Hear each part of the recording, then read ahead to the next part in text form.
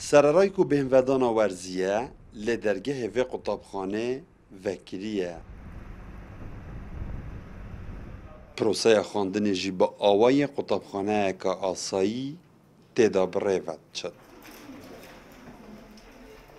روزانه 700 قطابین که در بازی پولا 12 بینه لزاخو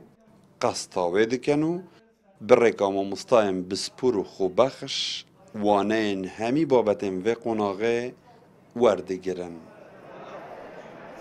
حاضریه خود که بو پولا 12 دایم چیم دام نمرد باش بینم بو پاشا روزامجه دوام ما هشت سپیدی حتی 12 و سپاسیامو سیدای خوب بخشد که اوید بومتین ام حتی نو که مگلک وانی ما باشی برای بچه نو ام کتابخانه چکی ماسیلینی درست نفس کتابخانه آسایی نه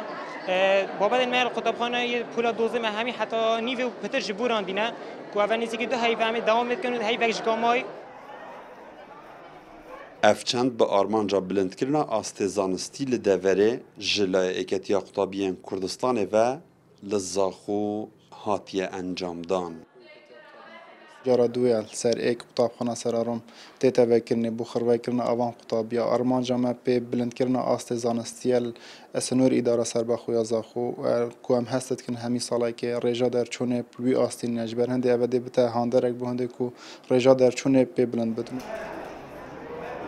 به مرم ابروچنا وی پروژه‌ای به شیوه که ساخلم و مفادار روبریا پرورد زاخوجی هم آهنگ و چافدر راسته و پال پشتیه لید کد. بو هندی خدمت قطابی آبکن بریوان سنتر ما سنتر دیر بخونو پریکو پیکی و کی مدرسه خاری خواب کنه و ماجي افدر فتكا ما بدر فتكا باش زاني اب موزاني تنسيقك باش طبعا قلمه هبينا هماهنگي قلمه جانب لاين ما مستوى لاين هر لاين که محتاجی ما بینه ما تقصیر نکره وان آرمانجا کو بویره که و بدرجاهی بهنودان ورزی هاوینه پروسه خواندن و فربون خوا بردوام بکنو بویره که خوش بو سال دهاتی و به دست و اینانا نمرهم برز و بلند آماده بکن. اسلام یوسف کردستان 24 زاخو